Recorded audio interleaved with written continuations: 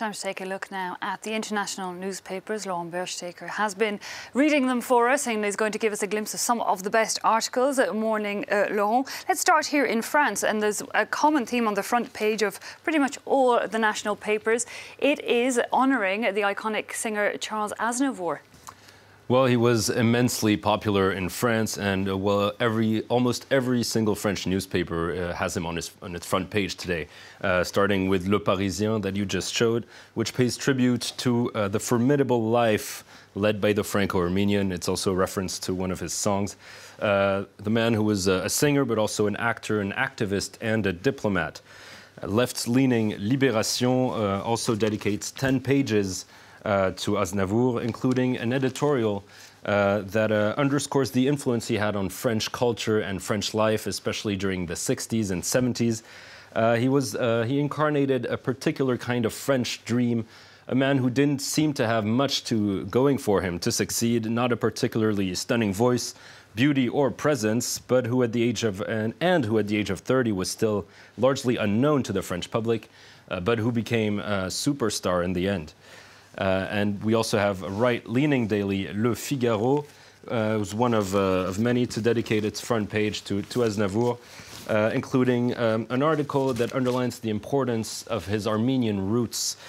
He became known as the voice of Armenia and was very close to his country of origin, especially later in his life, advocating on behalf of the country and representing it in France, in Switzerland, and in the United Nations as well. Indeed, a very heavy coverage of the passing of Charles Aznavour. 8 pages in Le Parisien, I believe 10 in Libération. The French all over it, but he's famous well beyond France. A lot of reactions, I imagine, in the foreign media as well.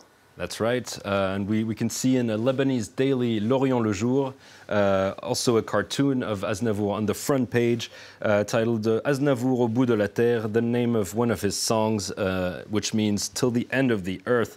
And it's an homage to his ability to look beyond borders, and well, especially in Lebanon, where he visited several times and where he was very much loved.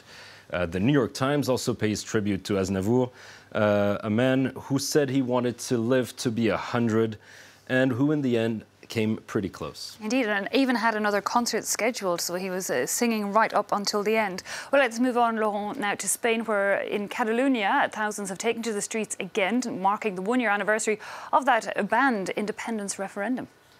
Well, yes, and as you probably expect, it wasn't all a peaceful protest yesterday, with many Catalans still angry at the way police dealt with the referendum last year.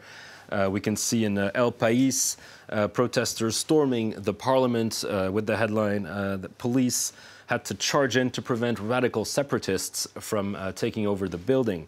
Now, in the Catalan newspaper Ara, meanwhile, we see a more political clash being talked about between the new president of Catalonia, Quim Torra, who succeeded Carles Puigdemont, and some more radical separatists who accuse him of not doing enough for the cause and of maybe being too conciliant with the Spanish government. Okay, still quite a strong call there for that successionist question, but let's move on to the next story now. And the trial of former Ivory Coast President Laurent Gbagbo resumed yesterday at that International Criminal Court in The Hague. Well, Gbagbo is being tried for crimes against humanity, which his troops allegedly committed in the post-electoral crisis, 2010 and 2011. And well, the trial resumed yesterday, and according to Jeune Afrique, his supporters are actually quite optimistic that the former president could be acquitted of all charges. That's what his lawyers have demanded due to insufficient evidence. Now, the article points out that this is despite prosecutors producing 82 witnesses, hundreds of hours of video, and thousands of elements of proof.